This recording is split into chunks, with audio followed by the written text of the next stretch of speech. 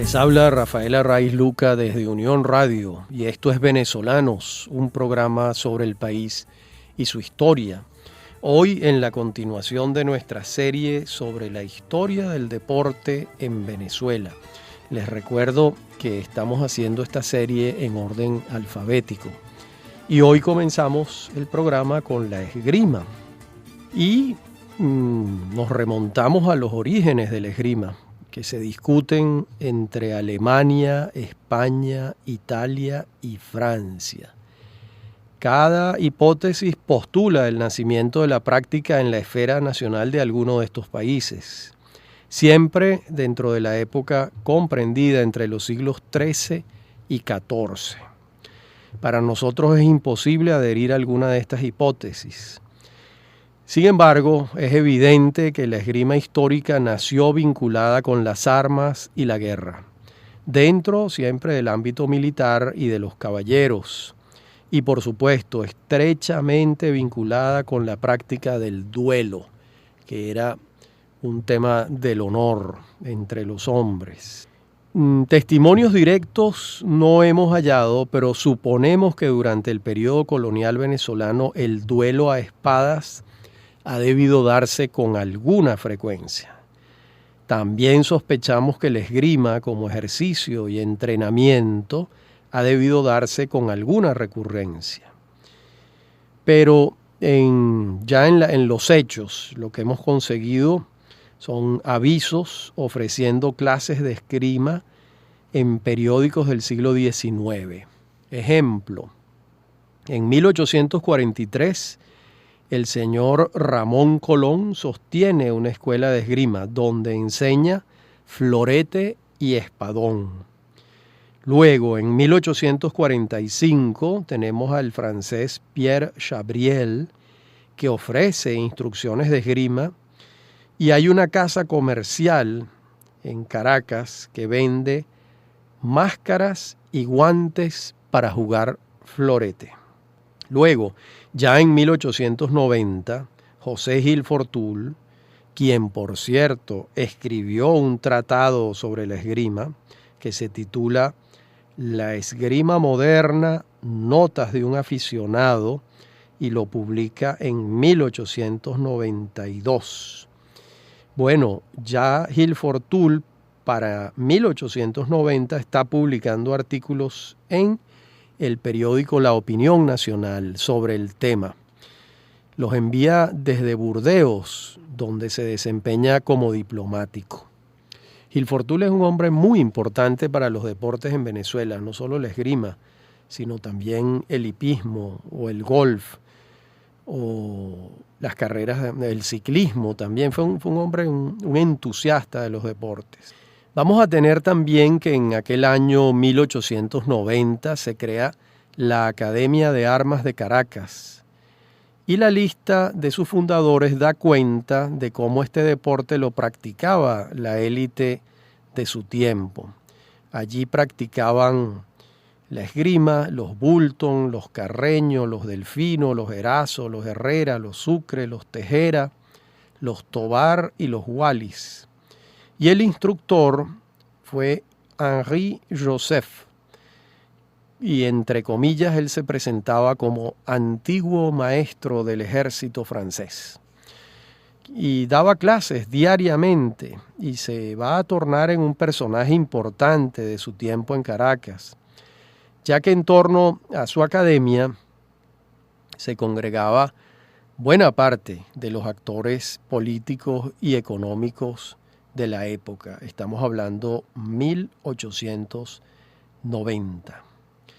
Vamos a hallar también un aviso en 1891, donde Joseph se presentaba como miembro de la Academia de Armas de París y profesor del ejército venezolano. Este mismo Henri Joseph del que venimos hablando. Pero no era el único en dar clases de esgrima. También las ofrecían el general Antonio Cristiani y los señores Andrés Guardia y Rafael Parodi. También el general Juan Mirabal Monagas daba clases de esgrima. y lo mismo el general José Gregorio Carrera y el coronel Pedro Sánchez. De modo que vemos que en esa Caracas de fin del siglo XIX hay todo un fervor alrededor de la esgrima. La esgrima deportiva se va a consolidar con su participación en las primeras Olimpiadas de Atenas, aquellas de 1896, cuando el barón Pierre de Coubertin, que además era esgrimista, la incluye en la lista de deportes olímpicos. Eso fue una suerte de consagración deportiva de la esgrima. Recordemos que antes se había manejado en el ámbito de lo militar. Y las competencias en juego fueron florete y sable en categoría masculina individual en aquellas Olimpiadas. El florete femenino se va a incluir a partir de 1924 en las Olimpiadas de París y en 1913 se crea la Federación Internacional de Esgrima y en 1956 tienen lugar los primeros campeonatos mundiales de esgrima. Vayamos ahora al ámbito nacional. En Venezuela se funda la Federación Venezolana de Esgrima en 1948 y al año siguiente es reconocida por la Federación Internacional de Esgrima. El primer presidente de la FVE va a ser Santiago Aguerrevere y lo va a suceder el entonces teniente coronel Alfredo Monch. En el ejército, naturalmente, la esgrima se practicaba regularmente y contaba con muy buenos instructores. En la Universidad Central de Venezuela, en 1940, todavía en su sede del centro de Caracas, allá hoy en día en el Palacio de las Academias, el profesor Bela Muracosi forma un pequeño grupo que logra incorporar al profesor Rodolfo Barta y se forma el Club de Esgrima de la UCB, de donde han surgido algunos de los mejores esgrimistas venezolanos.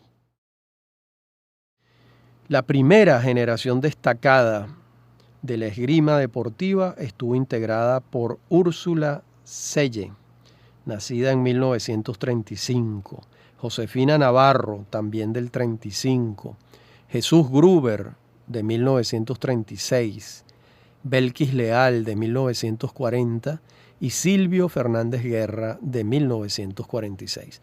Esa va a ser la primera generación destacada de la esgrima deportiva venezolana.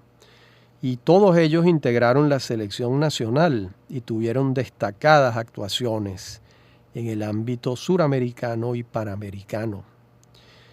De hecho, de Gruber, Jesús Gruber, suele decirse, y con fundadas razones según los especialistas, que fue el mejor dotado de su tiempo y que tenía condiciones para seguir una carrera internacional.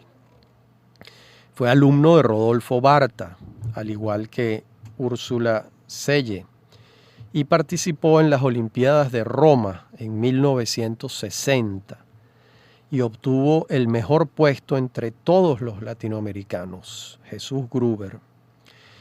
El gimnasio de esgrima de Ciudad Bolívar lleva su nombre en homenaje a su desempeño. Por otra parte, Fernández Guerra, Silvio Fernández Guerra, fue el abanderado de Venezuela en las Olimpiadas de México en 1968. Antes se había titulado campeón nacional juvenil en 1964 y luego fue doble campeón suramericano de florete y espada en Buenos Aires en 1970.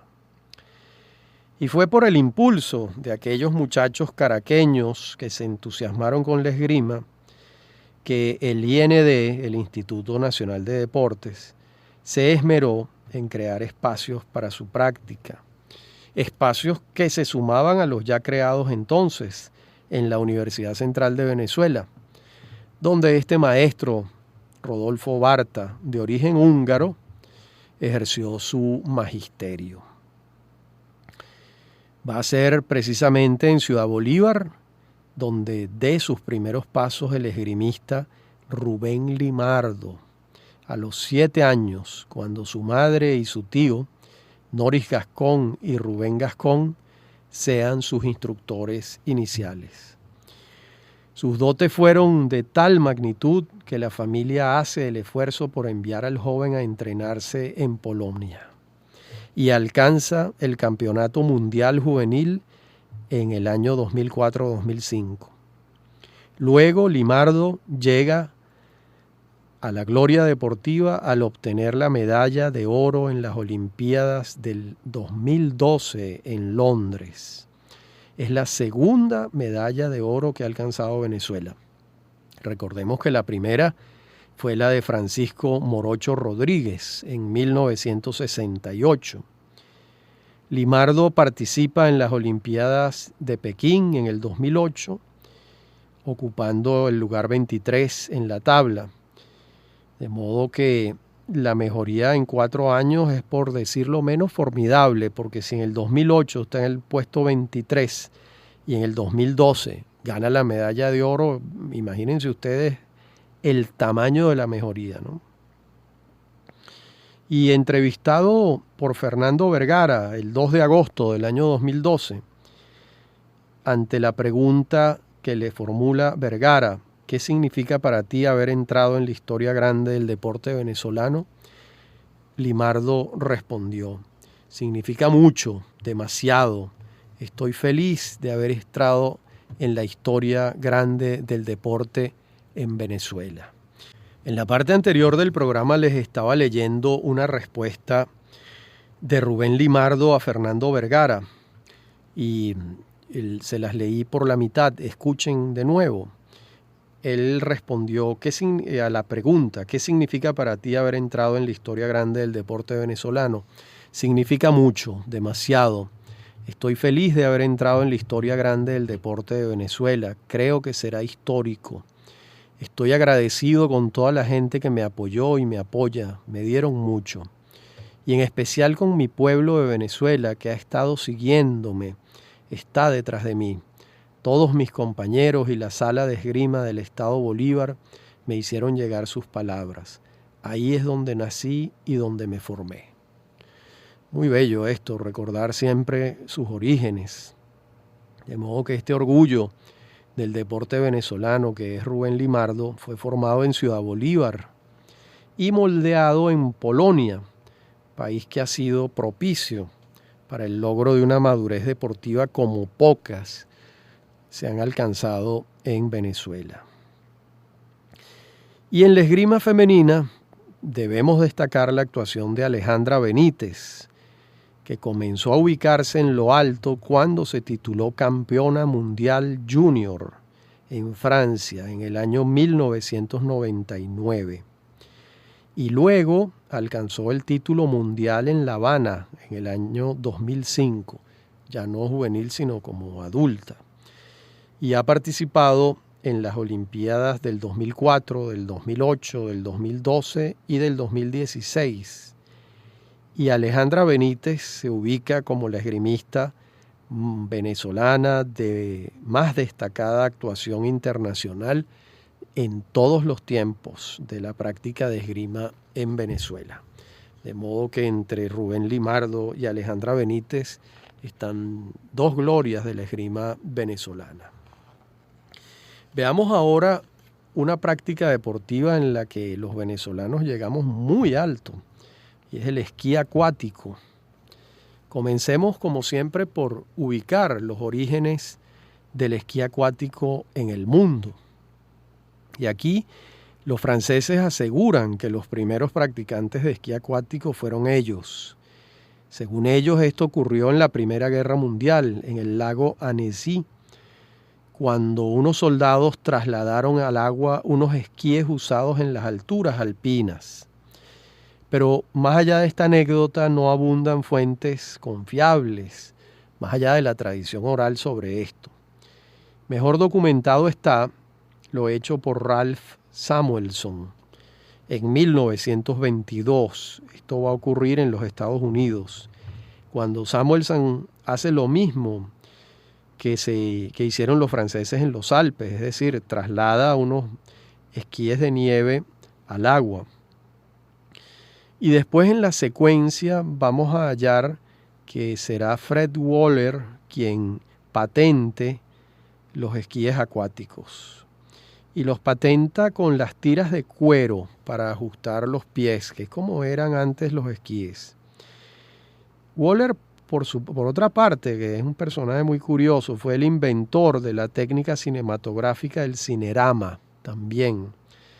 De modo que este Fred Waller, la cabeza le funcionaba. Las primeras demostraciones públicas de Waller ocurrieron en el Pepin Lake de Minnesota, cuando el esquiador era alado a través de una cuerda desde una embarcación pequeña. Fue entonces cuando nació el esquí acuático como lo conocemos hoy, y por supuesto con todos los cambios tecnológicos que han ido ocurriendo a lo largo del tiempo. Vamos a tener que, al finalizar la Segunda Guerra Mundial en 1945, se constituye en Ginebra la Unión Internacional de Esquí Acuático, y 2 años después se sumaron los Estados Unidos, creando la Unión Mundial de Esquí Acuático. Y así fue como se fueron estructurando en las competencias las modalidades de slalom, figuras y salto. Luego vinieron los campeonatos mundiales organizados por estas organizaciones y por otras instituciones de este deporte acuático. ¿Dónde y cuándo comenzó a practicarse el esquí acuático en Venezuela? Al parecer, los primeros esquíes los trajeron hacia finales de la década de los años 40, y en la laguna de Caraballeda, abajo en el litoral guaireño, una lancha aló a los primeros esquiadores. En verdad, lo razonable es suponer que este deporte está vinculado con la construcción de los primeros clubes de playa en el litoral guaireño, para luego incorporarse Higuerote, sus canales naturales, y Río Chico, por sus canales construidos a partir de la década de los años 60. Recordemos que el Club Puerto Azul comienza a construirse en 1954, el Club Playa Azul en 1956, el Club Camurí en 1958. Y en esta misma década de los años 50, donde el ingreso per cápita venezolano era de los 10 primeros del mundo, se construyen los clubes Playa Grande y Marina Grande. De modo que será a partir de estos años cuando comience a popularizarse el esquí acuático entre los socios de estos clubes. ¿Cuándo fueron los primeros campeonatos nacionales? Pues hasta donde nuestras pesquisas alcanzan, esos campeonatos son de la década de los años 60. Y entonces la figura estelar era una joven que se llamaba Willy Stahl o Stahle. Willy Stahle fue campeona nacional en 1964, 65 y 66.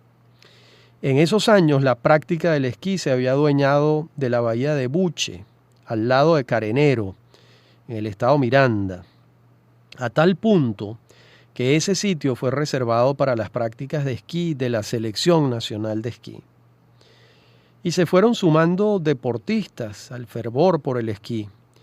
Entre ellos se recuerda a los hermanos Lacavallerie, los hijos del Musiú Lacavallerie. También se recuerda a los hermanos Roló y a Alejandro Rotundo, que fue el primero que sepamos en participar en un campeonato mundial. El primer venezolano en participar en un campeonato mundial fue Rotundo en 1967. Y será a partir de 1973 cuando empieza la leyenda, la historia legendaria de las hermanas Carrasco. La mayor de ellas, María Victoria, nacida en 1953, gana el Campeonato Mundial de Esquí en Bogotá. Campeonato Mundial de Esquí en Bogotá. Le sigue en la dinastía campeona María Esperanza, nacida en el año 56. Y le sigue Ana María, la menor, nacida en 1963. Estas hermanas Carrasco son hijas de inmigrantes madrileños que se establecen en Caracas. Y la historia de las Carrasco es bellísima porque es la historia del respaldo de sus padres, a pulso, para que todas llegaran a ser campeonas mundiales de esquí. Cuando digo el respaldo es que los señores Carrasco financiaron esto, las entrenaban, les ponían devoción a toda la vida deportiva de sus hijas. María Victoria fue campeona mundial de esquí en figuras entre 1973 y 1979. Primero en Bogotá, después en Milano y después en Londres. Y después se retira de las competencias. En Milano, la subcampeona mundial fue su hermana, María Esperanza, en el año 79. Y a partir del año 1981, la campeona mundial fue la menor de ellas, Ana María. De modo que estamos hablando de la dinastía de las hermanas Carrasco, que es única en la historia de los deportes acuáticos en el mundo. Y en el caso de María Victoria tuvo el récord mundial 9 veces, abatiéndolo siempre contra sus propias marcas. Esto es un hecho increíble, un hecho notabilísimo. Por otra parte, ese gran periodista deportivo que es José Visconti reseña el triunfo de Carlos Suárez en 1975 en el Campeonato Mundial de Esquí en Gran Bretaña. Entonces Suárez era un adolescente que se impuso en la modalidad de figuras. Y luego nosotros no hemos advertido más actuaciones de Carlos Suárez, no sabemos qué se hizo, si continuó, e ignoramos cuál fue su destino, pero allí está en la historia del esquí recogido por José Visconti. Y las hermanas Carrasco, una vez retiradas y después, por supuesto, de ejercer la maternidad, han vuelto a actividades gremiales y a la enseñanza del deporte que las hizo campeonas. De hecho, en el año 2014, muy recientemente, Ana María Carrasco presidió la Federación Venezolana de Esquí Náutico, que es como se llama hoy en día, esquí náutico, buscando estimular este deporte. Bueno, después de aquella época mítica del esquí acuático venezolano, me refiero a las décadas de los años 70 y parte de los 80, bueno, los esfuerzos han sido intermitentes y en ningún caso se ha llegado a los niveles de la dinastía de las hermanas Carrasco. En este orden alfabético que venimos siguiendo, ahora le corresponde al fútbol venezolano. Y como siempre, haremos una introducción sobre los orígenes del fútbol en el mundo y sobre los orígenes del fútbol en Venezuela. Y la referencia más antigua de un juego con balón y pies proviene de China, siglos 3 y 2 antes de Cristo. Y a partir de esta fecha, la secuencia de protojuegos de fútbol, que los podemos llamar así, incluye Grecia, Roma, Japón, la cultura maya, Groenlandia, Alaska, hasta llegar a la Edad Media, cuando las referencias se hacen más precisas en Italia, Francia y Gran Bretaña. En Londres, por ejemplo, se jugaba tan violentamente el fútbol que Eduardo II de Inglaterra lo prohibió en el año 1314. Algo similar ocurre en Francia en 1365, cuando Carlos V de Francia lo desdeña, lo deja de lado a través de una ordenanza. En cambio, en Florencia, en el año 1580, se presentaron las primeras reglas del juego de fútbol que se llamaba el calcio florentino. Esto se escribe calcio igual que el calcio, que el elemento. Y bueno, siendo italiano yo creo que se pronuncia calcio. Y se proponía un juego menos violento cuando se presentan estas reglas, ¿no? Luego las primeras reglas unificadoras, ya distintas totalmente a las del juego de rugby, se presentaron en Cambridge en 1848 y fueron mejoradas en 1856. Y con estas reglas de Cambridge se creó la Football Association, que comenzó a organizar y regir al fútbol inglés. Fíjense, aquí hubo un proceso en el que hubo que distinguir muy claramente entre el rugby y el fútbol, y quedaron los dos juegos que son como primos hermanos, pero ya distinguidos a partir de esta etapa. Y bueno, el fútbol fue extendiéndose por todo el continente europeo, hasta que el 21 de mayo de 1904 se crea en París la Federación Internacional de Fútbol, la FIFA, y el siguiente paso fue la convocatoria de la Copa Mundial de Fútbol por primera vez, evento que ocurrió en Uruguay en 1930. La referencia más antigua de un encuentro de fútbol en Venezuela la ofrece el periódico El Correo del Uruguay, que señala el 16 de julio de 1876 como el día en que jugaron ingleses, corsos y trinitarios en las inmediaciones de la mina Perú, muy cerca del Callao. Esa es la región del Uruguay. Como sabemos, también fue en esta ciudad guayanesa donde se construyó el primer hipódromo del país, aquel que construyó don Antonio Lichoni. Las minas de oro del sur de Venezuela hicieron del Callao una suerte de protometrópolis pasajera, donde el champán corría libremente. Luego vamos a tener que en 1903 unos primeros encuentros entre equipos formados en Caracas. Las denominaciones de estos equipos eran poco nacionales, la verdad. Se llamaban Arizona, National City, Filadelfia, Olímpico, América y New Orleans. Y bueno, por otra parte no hemos hallado mayores rastros de ellos, lo que nos lleva a pensar que su existencia fue efímera.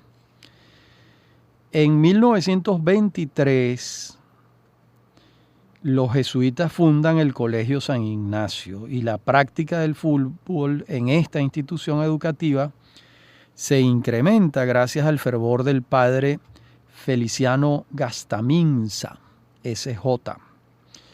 Y es así como se suman a los encuentros que promovía el Colegio La Salle y el Colegio San José de los Teques, y antes el San Bernardino Sport Club y el Colegio San Pablo de los hermanos Martínez Centeno, los legendarios educadores.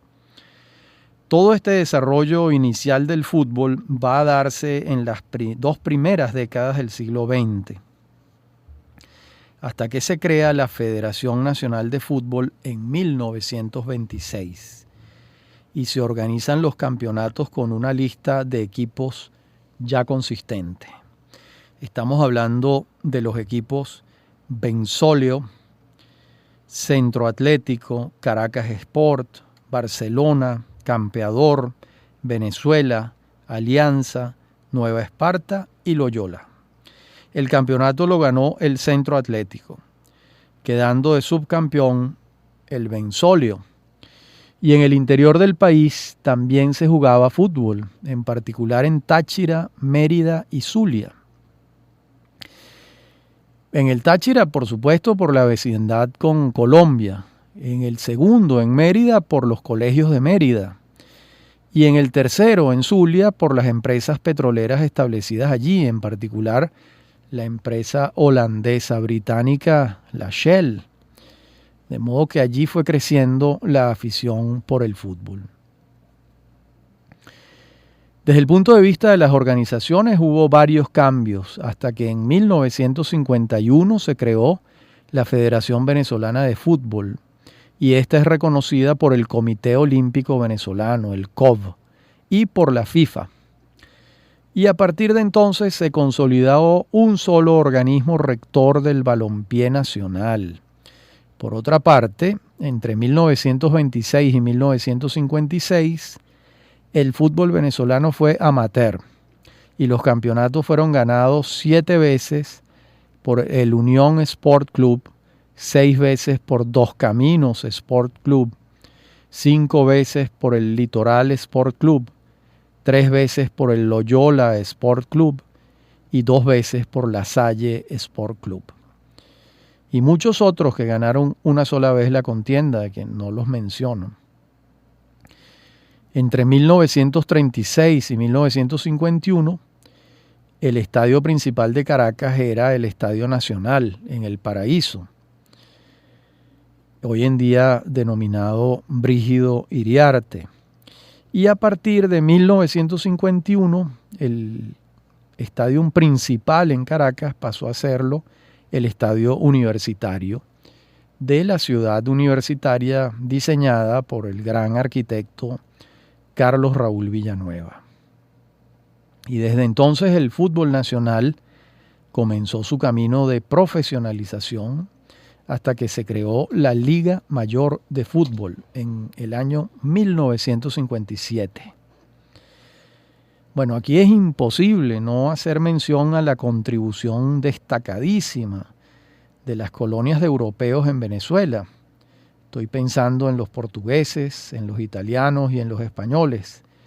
Estas congregaciones se forman a partir de la gran inmigración que comenzó a llegar en 1936, primero con motivo de la Guerra Civil Española, y luego se incrementa con la llegada de los italianos y los portugueses después de la Segunda Guerra Mundial.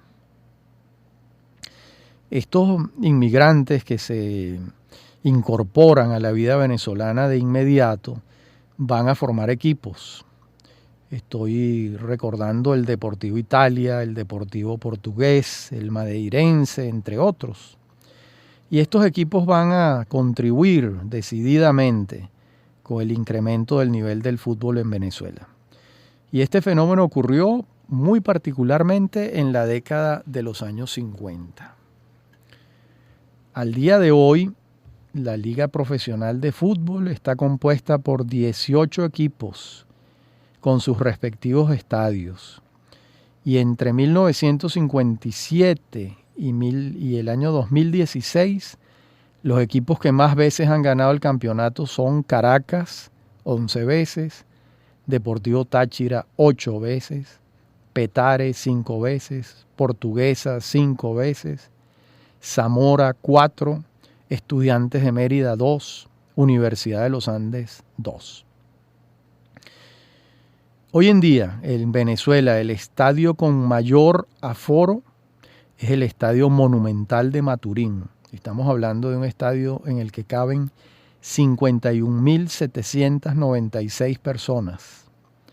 Le sigue el Estadio Metropolitano de Lara, donde caben 47.900 personas. Y le sigue el Estadio José Encarnación Romero en Maracaibo, con 45.000 personas. De modo que Caracas se ha quedado muy atrás en relación con el aforo de su estadio universitario. De modo que, como vemos, entre el año 57 y hoy en día el crecimiento del fútbol profesional ha sido notable, enorme realmente, ¿no?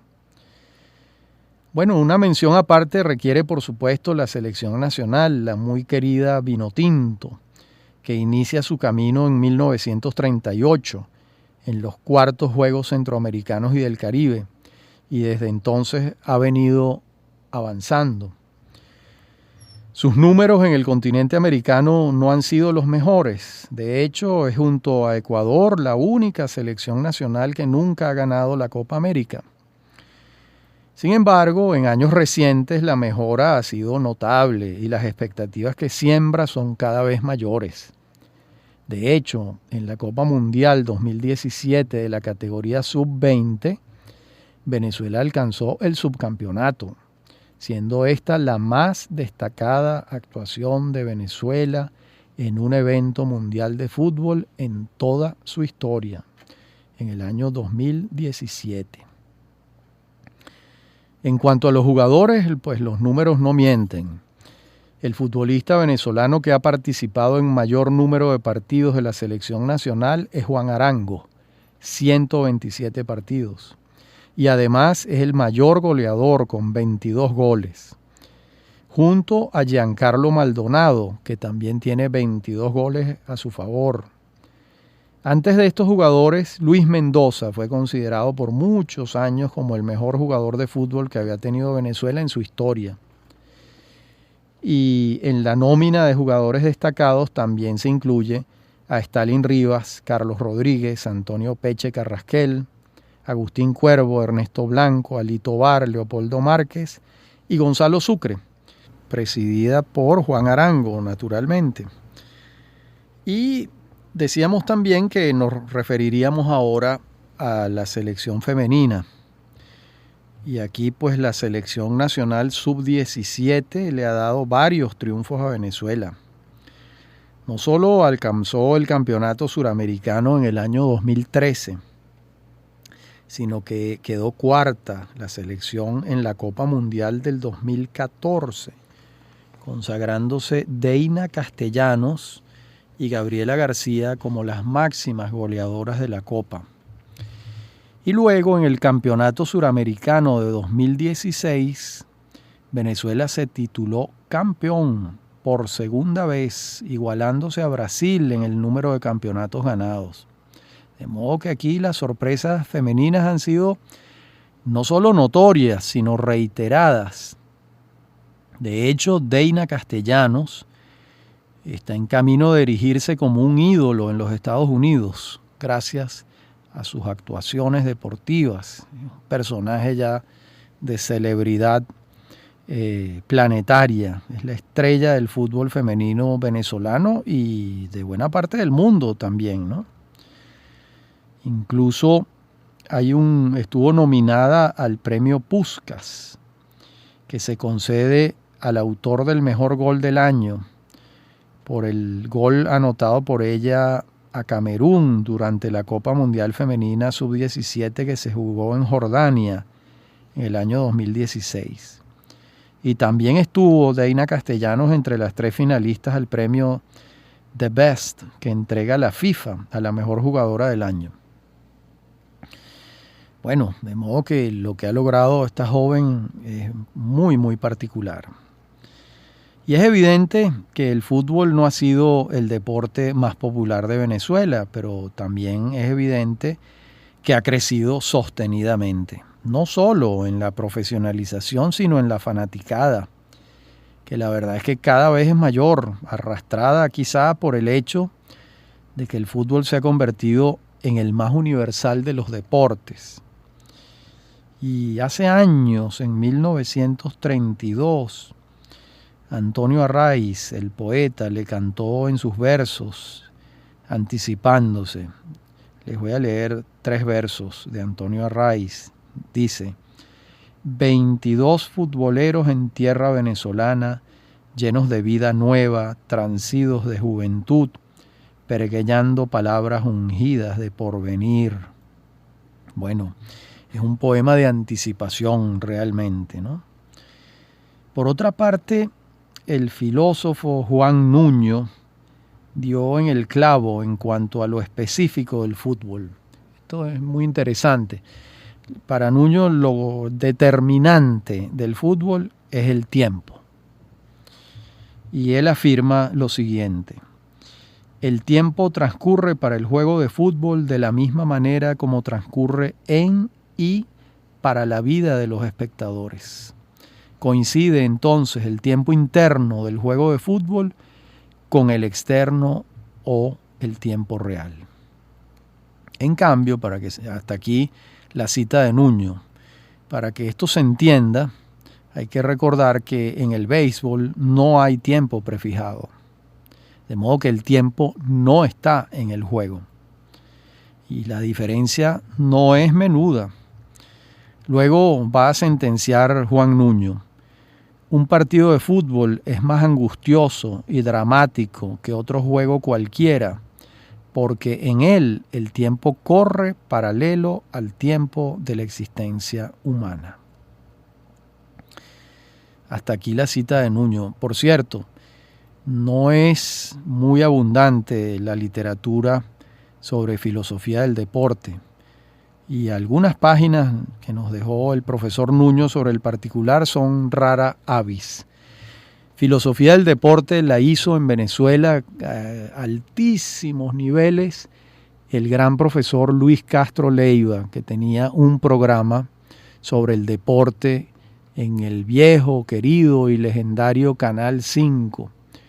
Allí durante algunos años el profesor Castro Leiva hacía filosofía del deporte con una enorme destreza. Pero no ha sido común que se haga filosofía del deporte. Bueno, hasta aquí nuestro programa de hoy. En nuestro próximo programa, siguiendo la línea alfabética, vendremos con la gimnasia y, por supuesto, con el golf y con la halterofilia, que para algunos es una denominación muy extraña, pero esa es la correcta. La halterofilia también se le conoce como el levantamiento de pesas. Bueno, esto ha sido el Venezolanos de hoy en esta serie sobre la historia del deporte en Venezuela. Me acompañan en la producción Inmaculada Sebastiano y Fernando Camacho, y en la dirección técnica Fernando Camacho. Y a mí me consiguen en mi correo electrónico rafaelarraiz@hotmail, en el Twitter @rafaelarraiz.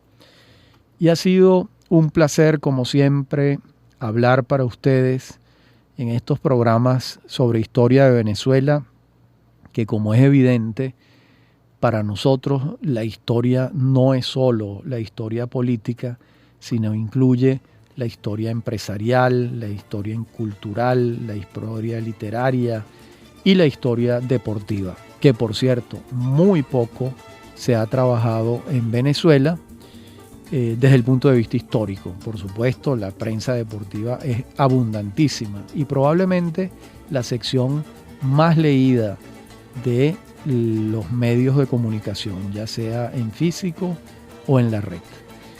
Bueno, se despide de ustedes Rafael Arraiz Luca y hasta nuestro próximo encuentro.